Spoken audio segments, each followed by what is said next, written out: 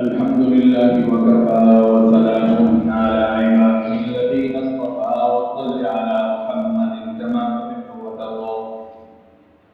أما بعد فقد قال النبي صلى الله عليه وسلم: فتنة الرجل في أهله وماله وجاهه تكفرها الصلاة والصيام والصدقة، أو كما قال النبي صلى الله عليه وسلم: اللهم صل على محمد وعلى آل محمد كما صليت على إبراهيم وعلى آل إبراهيم إنك حميد مجيد.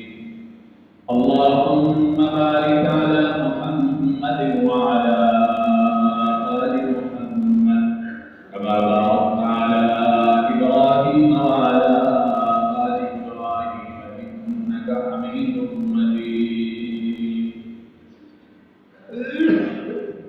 ہر انسان کی خواہش یہی ہے کہ اس کے گھر میں سکون ہو. ہر بندہ یہی چاہتا ہے کہ اس کے اولاد اس کے فرما بردار ہو، اور ہر بندے کی کوشش یہی ہوتی ہے کہ اس کو اچھا پڑوس مل جائے.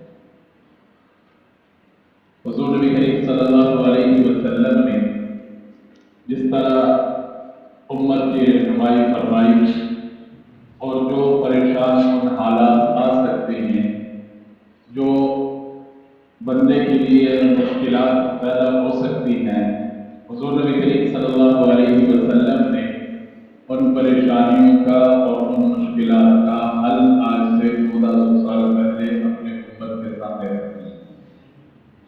آج بھی اگر دیکھا جائے تو ہر بندہ اپنے گھر کی وجہ سے یا پریشان ہے، یا اپنے مال کی وجہ سے پریشان ہے، کاروبار کی وجہ سے پریشان ہے، یا بندہ اپنے پڑوس کی وجہ سے پریشان ہے. ان تینوں پریشانیوں میں سے کوئی نہ کوئی پریشانی کسی نہ کسی بندے کو ضرور. ہم پریشانیوں کو دیکھتے ہیں، لیکن ان پریشانیوں کا حل ہم اپنی طرف سے سوچتے ہیں کہ پتہ نہیں گھر میں یہ مسئلہ ہے، پتہ نہیں کاروبار میں یہ مسئلہ ہے، پتہ نہیں پڑوس کا یہ مسئلہ ہے. اور ایک حل آپ صلی اللہ علیہ وسلم نے مجھے اور آپ کو بتلا دیا، وہ حل اعمال کے ذریعے ہے. جس وقت میری اور آپ کی نماز میں کمی ہوگی، میری اور آپ کی نماز میں سستی ہوگی، تو گھر میں پریشانی ہوگی، اولاد نافرمان ہوگی، اور پڑوس اچھا نہیں ہوگا، پریشان کرے گا. اسی طرح جب میرے اور آپ کے روزوں میں کمی ہو، روزے رکھنے میں کوتاہی ہوگی، روزے رکھنے میں سستی ہوگی، روزوں کے مبارک مہینے میں ہماری زندگی غفلت اور لاپرواہی کی زندگی ہوگی، تو اس کی وجہ سے بھی گھر میں پریشانی آئے گی، اس کی وجہ سے اولاد کی نافرمانی کا سامنا کرنا پڑے گا، اور اس کی وجہ سے پڑوس پریشان کرے گا. اسی طرح بعض اوقات اللہ کا دیا ہوا انسان کے پاس بہت ہوتا ہے، لیکن وہ صرف اپنے اوپر خرچ کرنا جانتا ہے، اللہ کے نام پر خرچ کرنا وہ نہیں. اللہ کے نام پر دینا اس کے لیے مشکل ترین عمل بن جاتا ہے. جبکہ آپ صلی اللہ علیہ وسلم نے مختلف ارشادات میں صدقے کی فضیلت بیان فرمائی، اور ارشاد فرمایا: الصدقہ تطہر البلاء. صدقہ انسان کے اوپر، اس کے گھر میں، اس کی اولاد میں اور اس کے پڑوس میں آنے والی جو مصیبتیں ہوتی ہیں، ان مصیبتوں کو صدقہ ڈال دیتی ہے. اب صلی اللہ علیہ وسلم نے ارشاد فرمایا جو صدقہ ہے وہ کل قیامت کے دن کی پریشانی انسان کے دور کر دیتی ہے. اس لیے حضور نبی کریم صلی اللہ علیہ وسلم نے یہ جو ارشاد فرمایا: فتنۃ الرجل فی اہلہ ومالہ وجاہہ، آدمی کا اپنے گھر کے بارے میں پریشان ہونا، گھر کے حالات کا درست نہ ہونا، اس کے مال اور کاروباری حالات کا درست نہ ہونا، اس کو اچھے پڑوس کا مل نہ جانا، تکفرها الصلاۃ والصیام والصدقہ. بعض اوقات یہ اس کے نماز نہ پڑھنے کی وجہ سے، روزہ نہ رکھنے کی وجہ سے، اور صدقہ نہ دینے کی وجہ سے.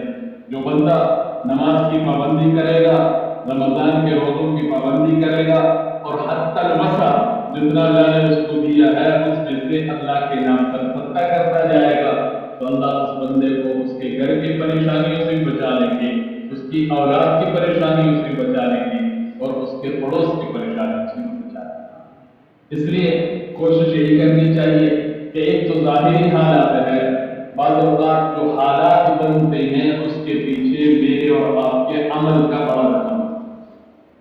اگر میری اور آپ کی زندگی عمل کی زندگی ہے، پھر بھی اللہ کی طرف سے کوئی پریشانی آ گئی تو پریشانی انسان کو پریشان نہیں کرتی، وہ پریشانی انسان کو موت تک نہیں لے کے جاتی، وہ پریشانی انسان کو خودکشی پر مجبور نہیں کرتی، کیونکہ ظاہری پریشانی ہے، اندر سے انسان کا دل مطمئن ہے کہ میرے رب کے ساتھ قائم ہے۔ اس لیے کوشش کرنی چاہیے رمضان کی مہینہ مجھے اور آپ کو زندگی کا پابند بنا دے، جیسے اس مہینے میں میری نمازوں کی پابندی، جس طرح اس مہینے میں تلاوت کی پابندی، جس طرح اس مہینے میں ذکر اذکار کی پابندی، جس طرح اس مہینے میں مہینے کے آخر میں جا کر صدقہ کرنے کی عادت۔ مسلمان یہ تیری زندگی کی ٹریننگ ہے، لہٰذا اسی ٹریننگ کو لے اور پورا سال اس طرح گزارنے کی کوشش کر۔ اور ہمارے لکھا ہے کہ جس نے رمضان جس طرح گزارا، اللہ پورا سال اس کو ویسے گزارنے کی توفیق عطا کرے۔ ہمت انسان کرتا ہے، باقی اللہ مدد فرماتے ہیں، جیسے مشہور جملہ ہے ہمت مردہ مدد خدا۔ اگر بندہ ہمت کرتا ہے، گھر سے نکلتا ہے، اس کو اللہ روزی بھی دے دیتے ہیں۔ بندہ ہمت کرتا ہے، گھر سے نکلتا ہے، اللہ اس کی پریشانیاں اور مشکلات دور کر دیتے ہیں۔ بندہ ہمت کرتا ہے، گھر سے نکلتا ہے، جس کام کے لیے نکلتا ہے اللہ وہ کام اس سے پورا کر دیتے ہیں۔ اگر بندہ ہاتھ پہ ہاتھ رکھ کے بیٹھ جائے پھر کہیں کر لیتے پھر ایسا ہی ہوتا ہے۔ اس لیے کوشش کرنی چاہیے اللہ رب العزت مجھے اور آپ کو عمل کی توفیق نصیب فرمائے۔ آمین۔ الحمدللہ رب العالمین والعاقبۃ للمتقین والصلاۃ والسلام علی رسولہ الکریم وعلی آلہ واصحابہ اجمعین۔ ربنا آتنا فی الدنیا حسنۃ وفی الآخرۃ حسنۃ وقنا عذاب النار۔ لا الہ الا اللہ الحلیم الکریم، سبحان اللہ رب العرش العظیم، الحمد للہ رب العالمین۔ نسألك موجبات رحمتك وعزائم مغفرتك والغنیمة من كل بر والسلامة من كل إثم، لا تدع لنا ذنبا إلا غفرته ولا هما إلا فرجته ولا دينا إلا قضيته ولا مريضا إلا شفيته ولا حاجة من حوائج الدنيا والآخرة هي لك رضا إلا قضيتها يا أرحم الراحمين۔ اللهم اعف عنا فإنك عفو كريم، اللهم أجرنا من النار، اللهم أجرنا من النار، اللهم أجرنا من النار، رب ارحمهما كما ربياني صغيرا، اللهم اغفر لنا وللمؤمنين والمؤمنات والمسلمين والمسلمات الأحياء منهم والأموات، وصلى الله على النبي الكريم وعلى آله وأصحابه